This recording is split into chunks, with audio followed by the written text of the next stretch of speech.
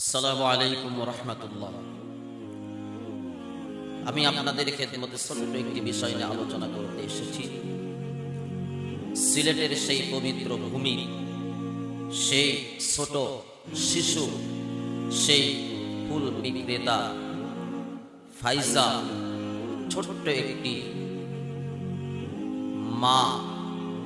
ছোট্ট একটি মেয়ে, নাবালেগা শিশু, সে তার পরিশ্রমকে কাজে লাগিয়ে খেয়ে না খেয়ে এরকম ভাবে শাহজালাল রহমতুল্লাহি আলাইহির মাজারের কবরের আরশে পারশে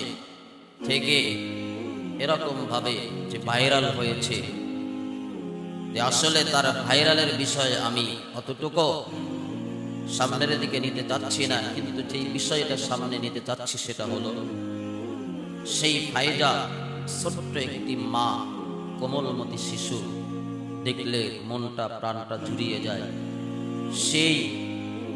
সিমল্ল এরকম পথ শিশু, সিমল্ল শিশু যারা আছে,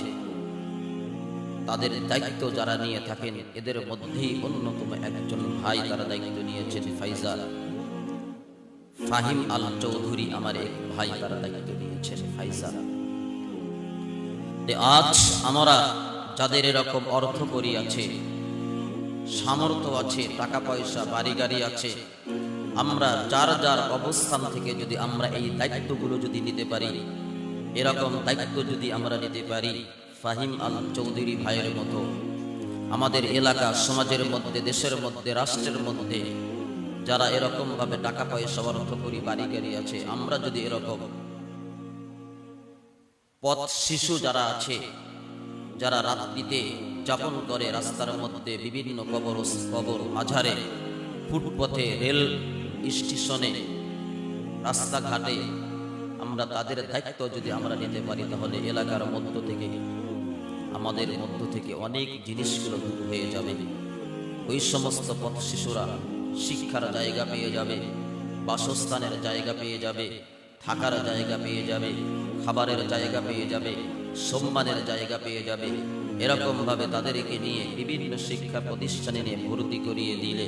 তারা এরকম ভাবে দেশের একজন সুনাগরিক হতে পারবে, নাগরিকা হতে পারবে, সুশিক্ষায় শিক্ষিত হতে পারবে, সমাজের জন্য, দেশের জন্য, রাষ্ট্রের জন্য, এলাকার জন্য, গ্রামের জন্য, ফ্যামিলির জন্য তারা এরকম ভাবে কল্যাণ সফলতা পেয়ে আনতে পারবে। সেই জন্য আমি আমার দেশের সমস্ত